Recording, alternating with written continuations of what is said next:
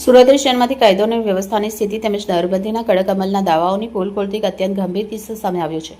સુરતના પીપળુદ રોડ પર આવેલ પ્રખ્યાત મૈસૂર કાફે પાસે મોડી રાત્રે હજારો નાગરિકોની હાજરી વચ્ચે ભયાનક અકસ્માત સર્જાયો.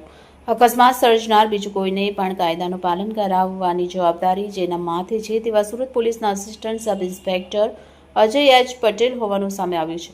એએસઆઈ એટલો દારૂ પીધેલો હતો કે તેનાથી પોતાની કાર પણ કંટ્રોલ થઈ રહી નહોતી અને તેણે પૂરપાટ ઝડપે કાર સિટી બસમાં ઘુસાડી દીધી. અકસ્માત થતા આસપાસના સ્થાનિક લોકોને વાહન ચાલકો માટે દોડી આવ્યા હતા.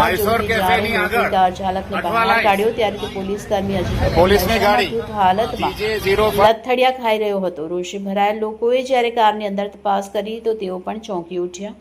કારની અંદરથી વિદેશી દારૂની બોટલ, પીવા માટે કાચના ગ્લાસ અને અન્ય સામગ્રી મળી આવી. એટલું જ નહીં, ગાડીની પાછલી સીટ પરથી પોલીસની સત્તાવાર વર્દી, બેલ્ટ, બક્કલ નંબર અને અજય એચ પટેલ લખેલી નેમ પ્લેટ મળી આવી. લોકોએ આ નશાખોર પોલીસ કર્મીને પકડી મેથી પાક આપ્યા બાદ તાત્કાલિક ઉમરા પોલીસને હવાલે કર્યો.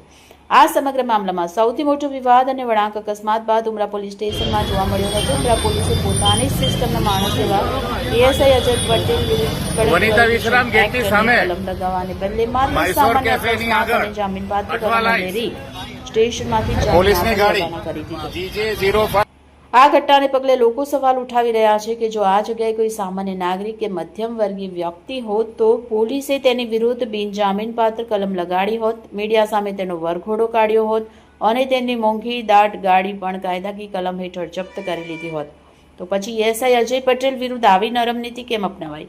શા માટે તેની ગાડી જપ્ત ન કરાઈ? શું સુરત પોલીસ પોતાના ગુનાહિત માનસ ધરાવતા કર્મચારીઓને બચાવવા માટે કાયદાનો દુરુપયોગ કરી રહી છે? સુરત પોલીસ કમિશનર આ મામલે ઉમરા પોલીસ અને ભ્રષ્ટ એએસઆઈ સામે ખાતાકીય ઇન્ક્વાયરી બેસાડી સસ્પેન્ડ કરશે કે કેમ તેના પર હવે સૌની નજર મંડાયેલી છે.